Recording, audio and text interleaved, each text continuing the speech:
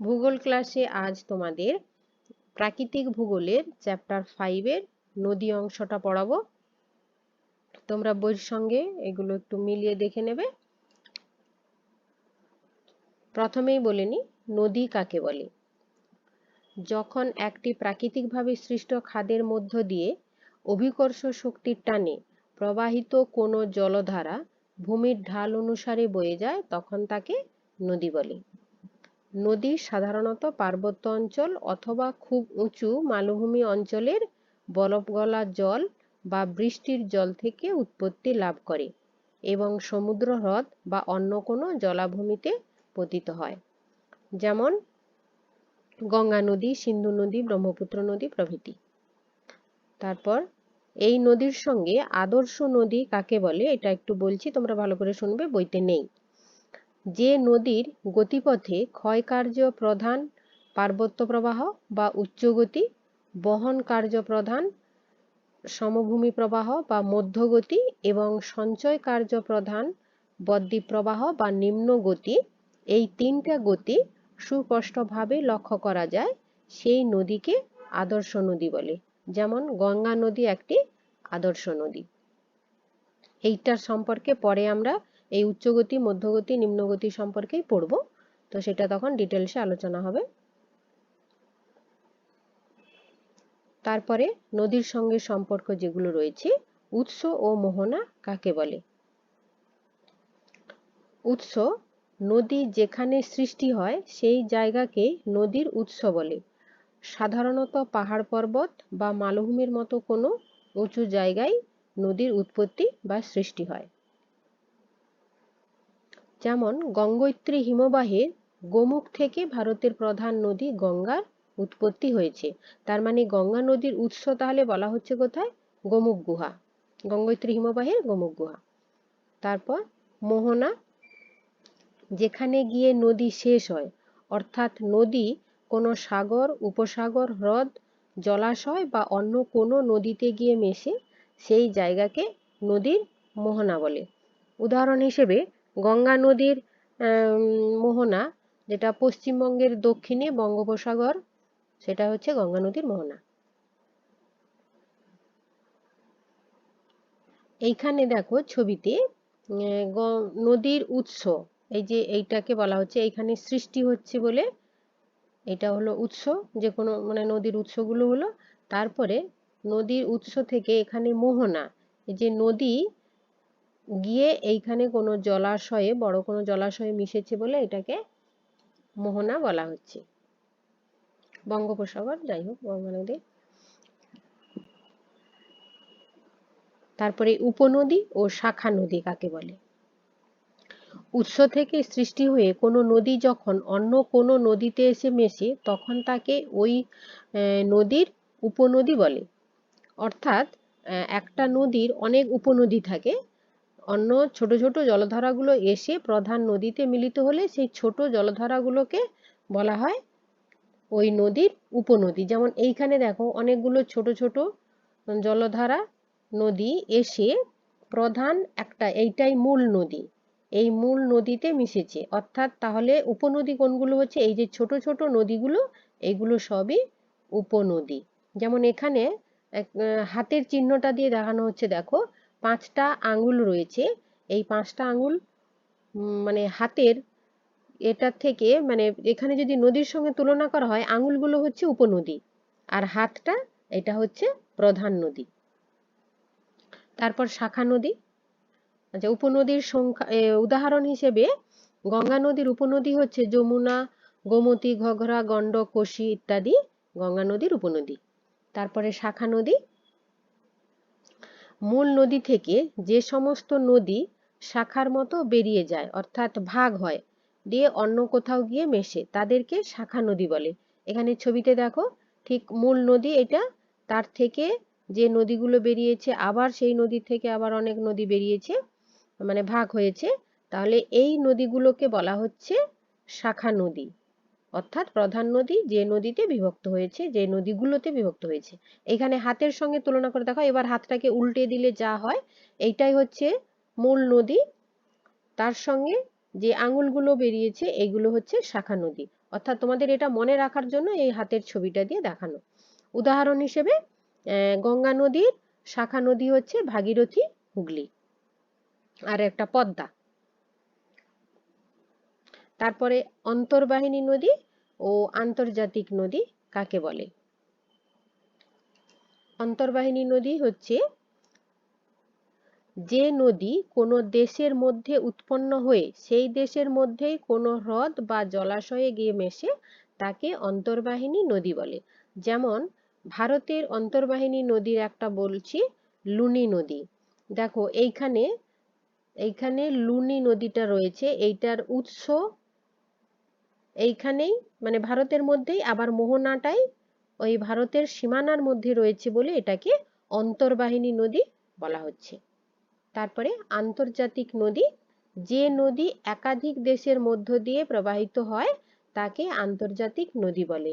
যেমন গঙ্গা, ব্রহ্মপুত্র, ইউরোপের রাইন টাইন, যাই হোক। এইখানে ব্রহ্মপুত্রের ছবিটা দেখাচ্ছি, দেখো ম্যাপের মধ্যে গিয়ে দেখো, যেটা লাল জিনিসটা যাচ্ছে এইখানে ব্রহ্মপুত্র নদ চীন দেশে, তারপরে প্রবাহিত হয়ে এসে ভারতে ঢুকেছে, এইখান থেকে ভারতের শুরু, এসে আবার এটা বাংলাদেশে ঢুকেছে। তার মানে 3টা দেশের মধ্য দিয়ে ব্রহ্মপুত্র নদীটা প্রবাহিত, তাই এটাকে আন্তর্জাতিক নদী বলা হচ্ছে। তারপরে নিত্যবহ ও অনিত্যবহ নদী বলতে কি বোঝায়? সাধারণত যেসব নদী উঁচু পার্বত্য অঞ্চলে সৃষ্টি হয় তার জলের উৎস প্রায় বরফ গলা জল হয়। এই জন্য এই নদীগুলোতে সারা বছর জল থাকে বলে এদের নিত্যবহ নদী বলে। মানচিত্রে এই নদীগুলোকে নীল রঙের সাহায্যে দেখানো হয়। আর উদাহরণ হিসাবে গঙ্গা, ব্রহ্মপুত্র এগুলো বরফ গলা জলই, সারা বছরই জল থাকে। তারপরে অনিত্যবহ নদী, মালভূমি বা অন্য কোনো কম উঁচু জায়গা থেকে সৃষ্টি হওয়া নদীগুলোর জলের উৎস সাধারণত বৃষ্টির জল। এই কারণে শুধুমাত্র বর্ষাকাল ছাড়া সারা বছর এই নদীগুলোতে জল প্রায় থাকে না, তাই এদেরকে অনিত্যবহ নদী বলে। মানচিত্রে এই রকম নদীগুলোকে কালো রঙের দেখানো হয়। যেমন নদীর উদাহরণ হিসাবে অনিত্যবহ নদীর উদাহরণ হিসেবে বলা যায় আমাদের পশ্চিমবঙ্গের মালভূমি অঞ্চলে যে নদীগুলো রয়েছে, অজয়, দামোদর, এগুলোতে কিন্তু সারা বছর জল একই রকম থাকে না, বিশেষ করে গরমকালে জলের প্রবাহটা অনেক কমে যায়। তারপর নদী উপত্যকা ও দোআব অঞ্চল। আচ্ছা, নদী উপত্যকাটা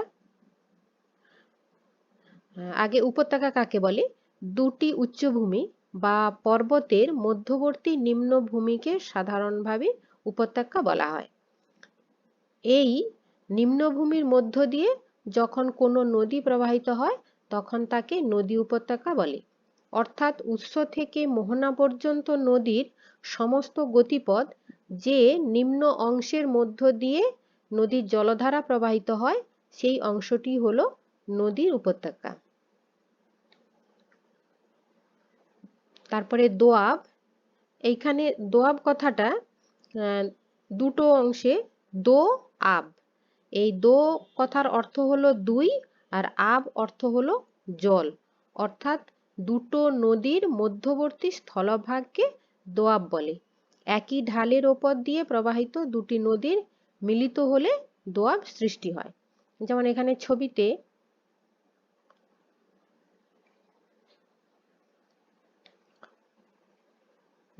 দোআব অঞ্চল, এটা একটা নদী, এইদিকে ধরো এইখানেও একটা নদী, এই দুটো নদীর মাঝের এই অঞ্চলটাকে দোআব অঞ্চল বলা হচ্ছে।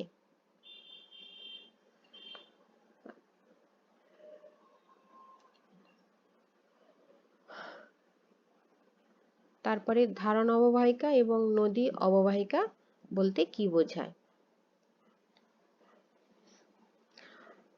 উচ্চ পার্বত্য অঞ্চল অথবা মালভূমি থেকে নদী নিম্ন দিকে সমভূমির অভিমুখে নেমে আসে এবং নদীর এই উৎস অঞ্চলের অববাহিকার বহু ক্ষুদ্র ক্ষুদ্র জলধারা একত্রে মিলিত হয়ে নদীরূপে একটি নির্দিষ্ট খাদে নিম্ন দিকে প্রবাহিত হয়। নদীর উৎস অঞ্চলের এই অববাহিকাকে ধারণ অববাহিকা বলে। আচ্ছা, এটার মানে ধারণ অববাহিকা কাকে বলে এটা তোমরা বারবার পড়বে এবং ছবির সঙ্গে মিলাবে, তবে গিয়ে মনে থাকবে। উদাহরণ হিসেবে গঙ্গার ধারণ অববাহিকা উত্তরাখণ্ডের হিমালয় পার্বত্য অঞ্চলে অবস্থিত। অর্থাৎ যেখানে গঙ্গা নদী, যেসব জলধারা থেকে গঙ্গা নদীর সৃষ্টি সেটাকে ধারণ অববাহিকা বলছে। তারপরে নদী অববাহিকা সাধারণত বিস্তৃত অঞ্চল জুড়ে থাকা ফানেল বা সরার আকৃতি বিশিষ্ট কোনো নিম্নভূমিকে অববাহিকা বলে। অর্থাৎ এক কথায় নদী তার শাখা ও উপনদী সহ যে বিস্তীর্ণ অঞ্চলের মধ্য দিয়ে প্রবাহিত হয় সেই সমগ্র অংশকেই একটি রেখার দ্বারা যুক্ত করলে ভূপৃষ্ঠের যতটুকু জায়গা দখল করে থাকে তাকে নদী অববাহিকা বলে। এটা একটু যদি আমি ভেঙে বলি, অর্থাৎ উৎস মানে উপনদী, শাখা নদী, সঙ্গে নদী খাদ মানে নদী অববাহিকা অঞ্চল, পুরোটাকেই একই সঙ্গে নদী অববাহিকা বলা হচ্ছে। উদাহরণ গঙ্গা নদীর অববাহিকা। ছবিতে দেখো এখানে এইটা হচ্ছে ধারণ অববাহিকা, দেখো ডট ডট করে গোল অংশ করে দেওয়া হচ্ছে, তার মানে কোন যতগুলো জলধারা থেকে নদীটার সৃষ্টি হয়েছে সেইটাকেই ধারণ অববাহিকা বলা হচ্ছে। তারপরে আগের যেটাকে পড়িয়েছিলাম নদী উপত্যকা বলে, দেখো নদী যে খাদের মধ্য দিয়ে যাচ্ছে আঁকা বাঁকা করে, এইটাই হচ্ছে নদী উপত্যকা, যেটা আগে ছিল দোয়াবের সঙ্গে। আচ্ছা, তারপরে ধারণ অববাহিকা হলো আরেকটা হচ্ছে পুরো অঞ্চলটাই, এইখানে যতটা ছবি দেখা যাচ্ছে মানে পুরো এইখানে উৎস থেকে শুরু করে ধারণ অববাহিকা থেকে শুরু করে উপনদী থেকে শুরু করে শাখা নদী, এই পুরো অংশটাই এইটাকেই বলা হচ্ছে কি নদী অববাহিকা, পুরোটাই নদী অববাহিকা ছবি। তারপর জলবিভাজিকা ও জলচক্র। আচ্ছা, আগে বলে নিই জলবিভাজিকা কি। যে উচ্চভূমি বা পর্বতশ্রেণী একটি নদী অববাহিকা থেকে আর একটি নদী অববাহিকাকে আলাদা করে দেয় সেই উচ্চভূমি বা পর্বতশ্রেণীকে জলবিভাজিকা বলে। অধিকাংশ ক্ষেত্রেই নদী অববাহিকাগুলি জলবিভাজিকার দ্বারাই বেষ্টিত থাকে। এখানের ছবিতে দেখো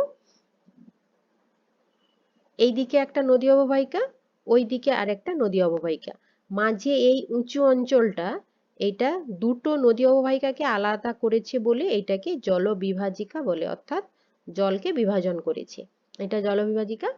তারপরে হচ্ছে জলচক্র। জলবিভাজিকার উদাহরণ হচ্ছে উত্তর ভারত ও দক্ষিণ ভারতের নদ নদীর মধ্যে জলবিভাজিকার কাজ করে মধ্য ভারতের উচ্চভূমি।